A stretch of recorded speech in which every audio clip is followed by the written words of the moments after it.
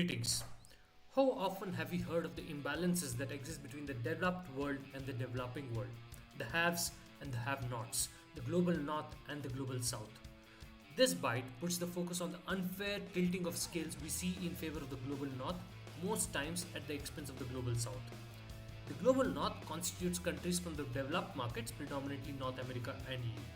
The global south constitutes those in the emerging markets, predominantly Asia, Africa, South America, and some island nations. The news item that is at the heart of this bite is a BBC interview of the Guyana president a few months back. He was asked, why is Guyana exploiting newly found fossil resources at an accelerated pace? While the concern was genuine, what didn't go well is the accusatory tone of the BBC reporter. The hypocrisy of the global north pointing a finger at global south, while historically most of the emissions have happened during the industrialization era that made them the developed nations of today, is obvious. The developing markets have aspirations, and with limited financial resources available to them, their economic growth is intertwined with the use of fossils, like in the case of Guyana. This, in spite of the fact that there is a high level of awareness that fossils are not good for our planet's health.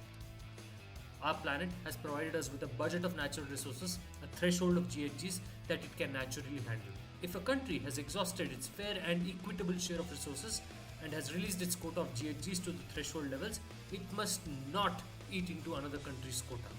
And if lifestyles and practices in the global north can't be rewired in a quick go, such countries should suitably support the green transitions in the global south through adequate climate finance.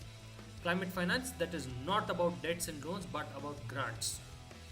While I am not advocating the exploitation of natural resources at free will, I am definitely supporting a conversation where the big brother attitude is dropped and just transition needs of all regions are well accounted.